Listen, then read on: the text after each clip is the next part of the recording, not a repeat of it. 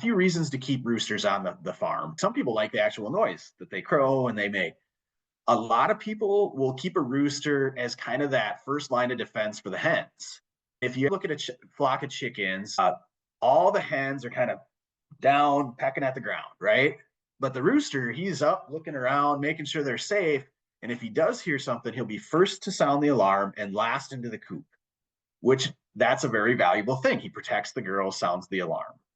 What I found, if that's the reason why you're keeping a rooster, a lot of people don't like roosters that are real tall and can jump up on them.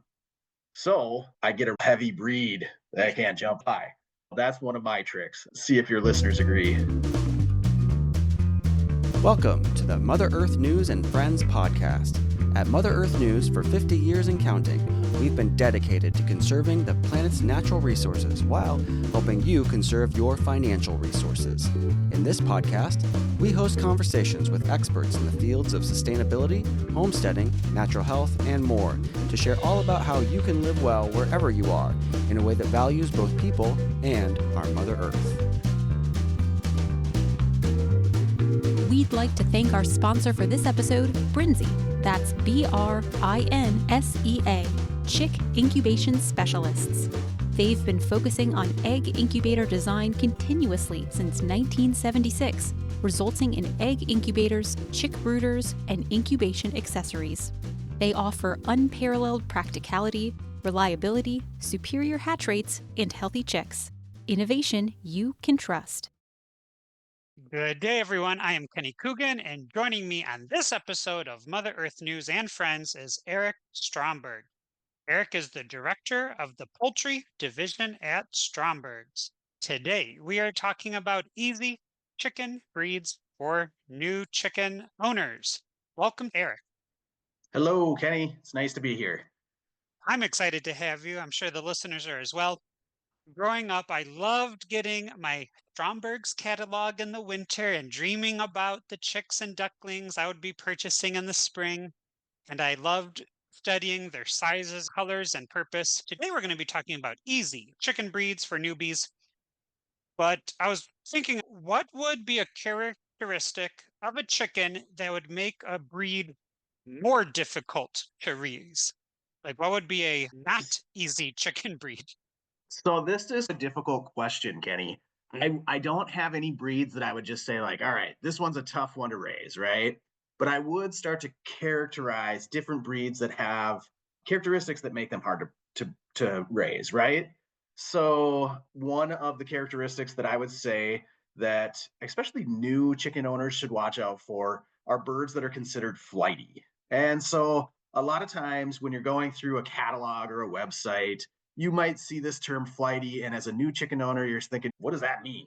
They're birds. They're all flighty. They all have wings. Well, that's not what they're trying to express when they say that. So if you think of a flighty bird versus a non-flighty bird, so all chickens are domesticated, right? But some chickens are a little bit more wild than others. And so what I always think of is two different breeds that you could kind of characterize this way would be a buff Orpington, I would consider non-flighty. A white leghorn, I would consider very flighty. No matter how much you kind of approach and let's say handle a white leghorn or feed it treats, all that kind of stuff, it seems like no matter what, they're always going to be more wild. They're going to try to get away from you in the pen. They don't really want to come near you and things like that. So when you see flighty on a website or in a catalog, new chicken owners, beware. It's not necessarily that they're bad chickens. It's just they're more independent, we'll say. So just understand that not only will they be independent, not necessarily want to be near you, but they also like to, we'll say, fly the coop. If you have a pen that's got an open top, a lot of times they like to jump out and kind of forage on their own and do their own thing and then come back at night, which isn't necessarily a bad thing, but it can be difficult for a new chicken owner. Big combs and wattles in cold temperatures can cause frostbite. Feather-legged birds, legs they drag in the mud and they can get dirty. Now, while that's not a problem for me, some new chicken owners might want that crisp, clean look of a clean chicken leg. So some characteristics to avoid, but nothing that a chicken owner can't overcome. And just like many domestic animals, people have been domesticating chickens for thousands of years, and we have over 500 breeds. Can you describe some different types of chickens available and Yes. what people could be looking into when they go down So the rabbit hole of chicken breeds? yeah, this is important for a new chicken owner to understand. I'm not going to steer you necessarily towards a specific breed here, and we can talk about specific breeds of each type. But what we really want to talk about is kind of categories of chickens. And so we're going to break that down into like 5 or 6 categories. So it's kind of bantam, standards, hybrids, egg layers, heritage, meat birds, or dual purpose. So let's kind of delve in to say, hey, I got my new catalog or I'm on the website. What am I looking for? What do these terms mean?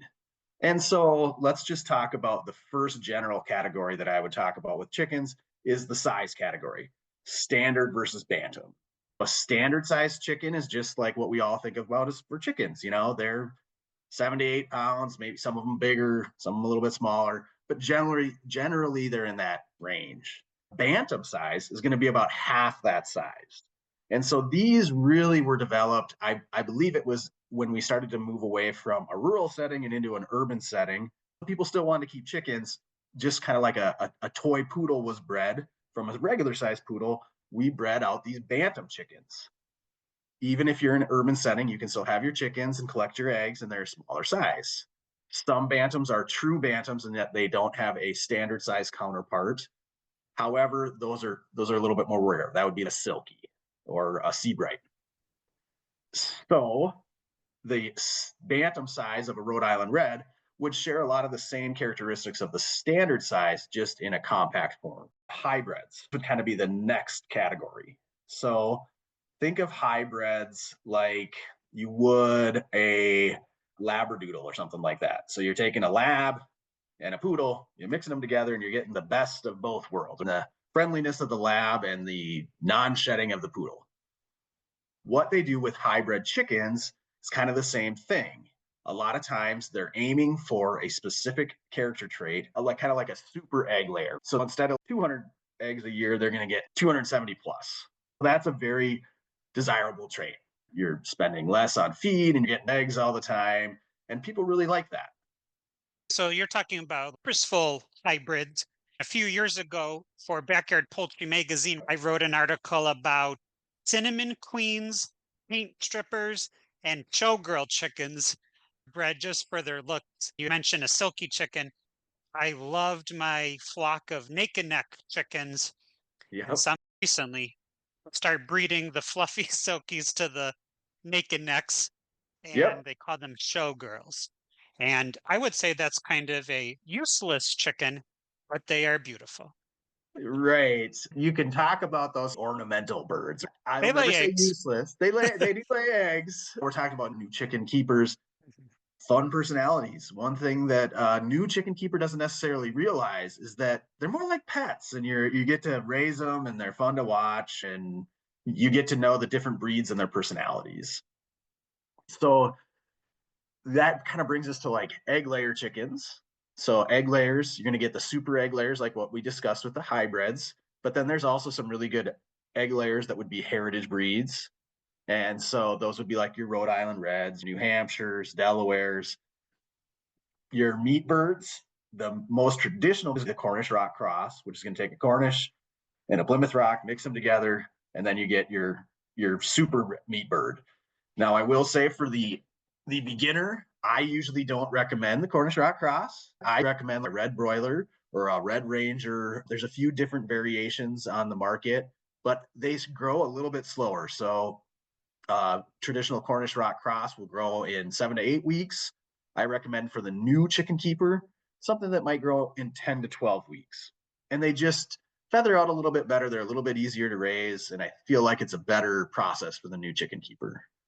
Dual purpose, the best of both worlds. Egg layer, meat bird. They're not as prolific with either one of them. So you're not going to get as much meat, nor are you going to get as much eggs out of them as the hybrids. However, what you'll do is you'll raise them to about 17 weeks. You'll process the roosters that you don't want for meat, and then you'll keep your hens, and they'll be your egg layers.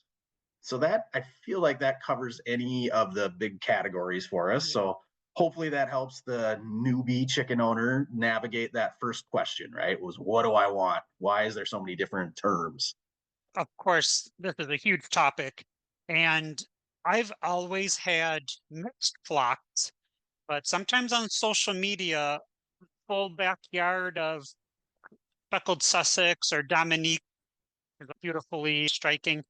A lot of people who are getting into chickens, they're going to buy maybe 7 to 25, and they like to pick out a few of each breed. Can you tell us the pros and cons of having a mixed flock versus one breed? For new chicken owners, I recommend a mixed flock. It's more fun to see different personalities, how they grow, what they like. For instance, I just had a customer that called in, well, what should I get? And it's a friend. I'm going to recommend some of the ornamental that you talked about that might be a more of a worthless chicken. Well, they're fun to see in your flock. Fun for kids. I'll say get a few of the egg layers so you always constantly are in egg supply. Then some of the females, I'll recommend that of the heritage breeds, just because they're the traditional breeds, they're really friendly, like the Buff Orpingtons or maybe the speckled Sussex. But the biggest thing that I always recommend is just this variety, which is fun for chicken keepers. I always recommend getting a Polish because they're fun with the crested hat. So I really like the variety of them. However, if you want to breed your own chickens, I would recommend a single flock and then keep your male ratio to about 5 to 7 females. You can start to breed them. You can keep an eye on how much feed your breed is consuming. You can track their health better because they are uniform. There are benefits to having a flock of the same birds. Mhm. Growing up, I was a member of the Western New York Poultry Club. We had a veterinarian who was president. He was a veterinarian of dogs and cats, but his hobby was leghorns. He had every size, Bantam Oh, and Standard, and every color, all the variations, breeding and hatching hundreds, choosing the best. He was really invested in leghorns. you see a lot of that, especially for show, breeding towards the APA standard, the American Poultry Standard. And so then they're selecting based on certain breed characteristics and really honing in on that breed, whether it, might be leg color, or feather color, or shape of the bird. That's when you get into one breed. Are there some chicken breeds that are healthier than others? You mentioned a Cornish or a Cornish cross may be growing too fast for the newbie, or if you have a big wattle or comb, it might be not great in cold climates. Are Right. there are there any unhealthy chicken breeds that have made it over the centuries? We've really bred away from breeds that have genes that are inherently unhealthy. You hear a lot about the Americana. There used to be an Aricana. The reason why they never really took off is they had a lethal gene and they just couldn't breed right. That's why you hear the Americana term now. We've really gotten away from that, figured out the breeding. For the new chicken owner, what's the best thing I can do for my chicken's health? I always recommend getting a good brand of feed and making sure they always have clean water. You'll always hear me say a clean coop is a healthy coop. I don't feel like that comes down to the breed, but more the husbandry of the chicken keeper or, like health practices and things like that. So I feel like through modern breeding as well as good feed practices, and if you're a little bit concerned, there's a lot of probiotics, vitamins, electrolytes that you can start to feed your chickens throughout their life, and it can really help. For newbie chicken owners who want to Mm. create a flock, you'll notice that a lot of times chicks are available as straight runs, pullets, or cockerels. And my next question, is there a noisiest chicken breed somebody's living in a suburb area that they should avoid? If you're ordering cockerels, you should know they will be loud. You mentioned a few industry terms. A lot of times I'll mention these and people are like, well, what is a Glazed straight run? glazed over. Straight run means straight off the hatcher. You should get approximately 50% males, 50% females. Everyone always says you get more males than females. I feel like you get about 50-50. If you live in a city, you don't want to order that. Cockerels, all males. You definitely don't want to order that. females. That's what you're going for if you're the urban chicken keeper, especially the urban chicken keeper, or somebody that just enjoys peace and quiet on their property. So the loudest chicken breed, I don't know if there's a loud chicken breed versus another. However, I will say this. I feel like if you get a really large rooster, they're going to be the loudest. So if you get a real big rooster, they're going to be just real loud. Some people get used to it after time. You won't even notice it, but I'm not going to say your neighbors won't notice it. So, I wrote in my notes, Seriamas, one of the smallest chicken breeds. oh, Those okay. little roosters might not be the loudest, but they are noisy, Yes. producing a lot of noise. Different noises chickens make, rooster makes, which is crowing. But then the females also make a lot of noise, but they're more quiet noises. Like you'll hear when they lay an egg, they make like a certain egg laying noise and just kind of like little personality quirks of each breed. And that's why I always recommend a mixed flock because there's all these different little noises that you get to hear from even the hens, which are more subtle and fun to listen to. Sometimes those Seriamas like a chihuahua going up to a lion. Don't realize how small they are. Yeah, I like that for sure. We're going to take a quick break to hear a word from our sponsor. When we return, we'll be focusing on the friendliest chicken breeds. Brinzy products are designed to be long-lasting and energy efficient. Their advanced series incubators and brooders feature the latest state-of-the-art digital control systems, providing instant readings of temperature and humidity to ensure successful hatches and healthy chicks. Check out Brinzy incubators and more at brinzy.com. That's www.brinsea.com. We are back with Eric Stromberg, director of the poultry division at Stromberg's. We're talking about easy chicken breeds. An easy chicken breed would be a friendly chicken breed. Yep. Are there maybe a half a dozen chicken breeds that are very domesticated and very friendly you can think of? If anybody ever asked me this question, the first breed that I say is a Buff Orpington. And I've had many Buff Orpingtons. Not only do they seem to be really healthy, but they're also super friendly. And I've always, any flock that I've ever had, I always find that that's go to. Next, I would say Cochins. They're large birds, so they're going to lay large brown eggs. They've got feathered feet. People seem to like that. And they have a unique look. They're really friendly. Speckled Sussex, I've always thought that was a good one. I would also say Salmon Faverolles. That is one of my favorite breeds. I've always loved them. They have a good personality, cool egg color, and just one of my favorites. So, besides that, I think you just let your imagination go wild and try to find a good breed. If you allow them any free range, flighty birds are going to be going up in the trees and you're going to need a little coercing to get them back into the coop at night. Yep. Sometimes they'll free range a little too far. And all of a sudden you're saying, where are my chickens? If you have one flighty bird, it drags the other good birds away from the coop. The flighty bird seems to know how to get back easier than the other birds. The heavier breeds do seem more friendly, not only because they're not flying into trees, but they're sticking around. They're more reliant on you. Yeah. When you were mentioning the Cochins have a unique look, I think they remind me of like an 1800s Victorian like hoop skirt. Yeah, they're a great bird. They're super friendly. I recommend those. A lot of people getting into chickens are looking for egg layers. That's probably the gateway between dual purpose and then maybe eventually meat Yep. birds. What are some of your favorite egg layers? Who are the most productive bird breeds? I mentioned red sex lynx before. That's my go-to. Let's say you're getting a flock of 25 birds. I would always tell you get 5 red sex lynx. There's a little variation like a cinnamon queen. They're hybrid egg layers, and they're actually really nice docile birds.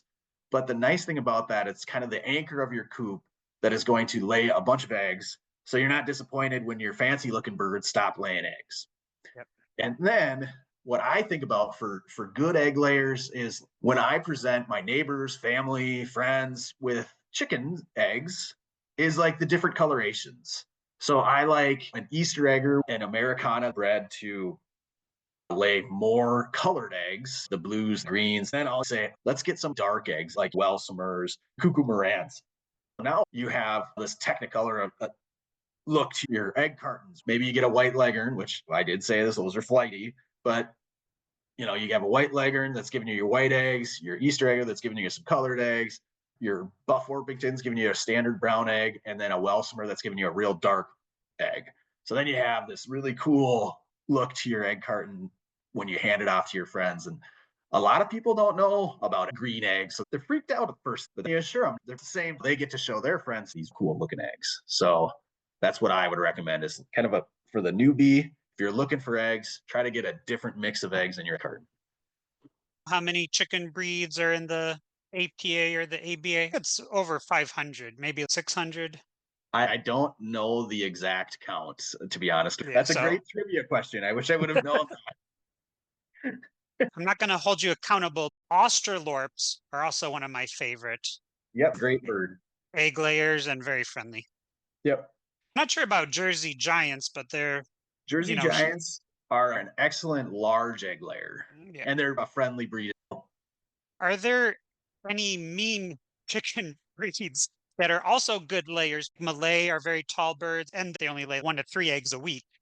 Right. So that would be your Old English. And so people love those birds, especially for their show qualities. We were talking about, the APA standard and things like that. Well, their show quality, and people really enjoy showing both the bantams and the standards, but I would not classify those as friendly birds. Also, I get a lot of questions. How do I make my roosters more friendly? Well, I have never found the secret to making your rooster more friendly. However, I have met friendly roosters, but I don't think it had to do with me. And I don't think it had anything to do with the breed, really. I just think I lucked out. So if anybody figures out the secret, feel free to reach out. A few reasons to keep roosters on the farm. Some people like the actual noise that they crow and they make. A lot of people will keep a rooster as kind of that first line of defense for the hens. If you look at a flock of chickens, all the hens are kind of down, pecking at the ground, right? But the rooster, he's up looking around, making sure they're safe. And if he does hear something, he'll be first to sound the alarm and last into the coop, which that's a very valuable thing. He protects the girls, sounds the alarm. What I found, if that's the reason why you're keeping a rooster, a lot of people don't like roosters that are real tall and can jump up on them. So I get a heavy breed that can't jump high. That's one of my tricks. See if your listeners agree. Mm-hmm. That brings us to our last question. Keeping chickens alive. Predators are the enemy of chicken keepers. Any breeds better adapted to predators? My neighbor made fun of my Polish silkies. She says if they have a lot of feathers on their head, they're not great at avoiding predators. Some predators are built to eat small birds. Talking about flighty birds, I imagine some are good at avoiding predators. The flighty birds are the best because they don't seem to trust anything. Not only do they not trust me, but they're not going to trust any kind of situation. Like guys sitting in the backs of restaurants with their eyes on the door. That's what I feel like a flighty bird is they're always keeping an eye on the situation, which I think is good for all birds. There's birds that are the first to sound the alarm. Those are the flighty birds, like your white leghorns, Lockenfelders, any of them that are flighty will stay alive and help sound the alarm at night. You mentioned sometimes you have a hard time getting them in. I remember I had a group of white leghorns 5-10 years ago, and they would roost in this tree right outside my second story bedroom window. You would look outside, they're 20 feet in the air, staring you in the eye. You go, well, you look safe enough. That does show that their natural instincts are to get real high up and stay away from predators. You mentioned the Polish, any breed that has that big crest, well, that prevents them from seeing up real well. And where do a lot of predators come from? The sky. So they're going to be the last to know. So, as far as a good breed to avoid predators, keep your birds inside. Build a sturdy pen with a top over it. These are your pets. And there's nothing more disappointing than getting 20 weeks into raising your pets and then all of a sudden they're gone. A lot of predator issues you can prevent as long as you're, checking on your pens daily. I'm in Minnesota, so we have a lot of bear issues. We have to electrify some of the runs. I would recommend a good time door. That's my recommendation. If you want to avoid predators. Thank you, Eric, for a great conversation about easy chicken breeds for newbies. It's February now, but it's a great time to be planning for Yep. your spring and summer chick arrivals. You order your birds early, they go fast. Thank you, Eric. Yeah, thank you. It's nice to meet you, Kenny. Thanks again to Brinzy, our sponsor for this Mother Earth News and Friends podcast episode. You too can experience the Brinzy difference and maximize your hatch rates with Brinzy incubators that monitor temperature and humidity and are made of antimicrobial materials. Brinzy ships worldwide and provides stellar customer support to answer all your questions. Hatch your chicks with Brinzy, the leader in innovative incubation research. Learn more at brinzy.com. Again, that's www.brinsea.com. Thanks for joining us for this episode of Mother Earth News and Friends. To listen to more podcasts and get connected on our social media, visit www.motherearthnews.com/podcast. You can also email us at podcast@ogdenpubs.com with any questions or suggestions. Our podcast production team includes Kenny Coogan, Alyssa Warner, and myself, Josh Wilder. Music for this episode is the song Hustle by Kevin MacLeod. The Mother Earth News and Friends podcast is a production of Ogden Publications. Until next time, don't forget to love your mother.